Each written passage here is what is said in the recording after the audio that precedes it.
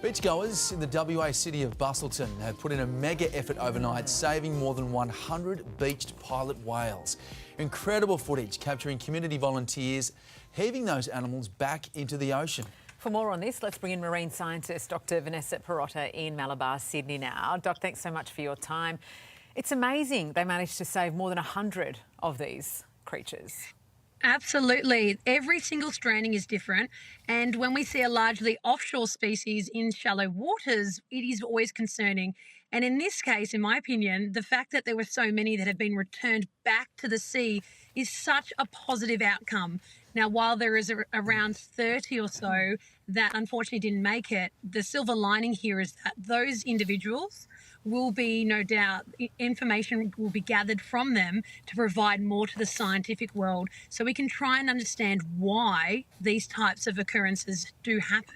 Yeah, and it occurs so often. I remember reporting in WA on a 2005 beaching of 100 false killer whales. That was in June of that year. It's happening so often, and here we have these ones as well. Do we know why these animals are doing this? Well, if we could predict when these were going to happen, then that would be amazing. But it's very random and we don't exactly understand it. Now, in the case of the pilot whale, they are very social. They may have a follow the leader type mentality, and there may be illness. And this is why the necropsies, or at least samples collected from those animals that were on the beach, which have now been removed, and we can get to that a bit after. But this will provide some insights as to how they were health-wise in comparison to, for example, to the last year's Western Australian stranding on the west coast there. So we can do comparisons there. But also what's really interesting, if anyone observed the behaviour of these animals pre-stranding, because we saw that last year on the Western Australian coast, and that was really interesting. I mean, Vanessa, you've just written a book about whales. There are very few people out there who know more about whales than you do. But how likely are we to see this kind of behaviour repeated again soon? Well, unfortunately, it seems like whale strandings do tend to be an annual occurrence in some of those places which are called hotspots for stranding.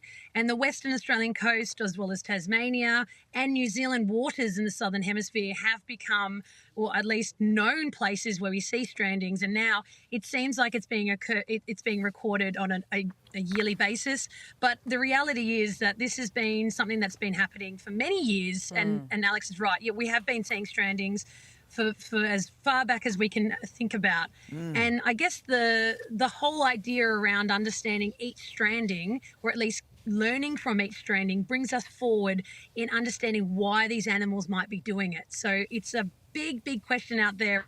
And will we ever solve the mystery of why whales strand? And that's exactly what I talk about in my new book as well, Humpback Highway. Humpback Highway, wow. Excellent stuff, Vanessa. Thanks so much for your expertise. Appreciate it. Amazing pictures. Thank you. Too. Hey there, Today fans. Sarah and...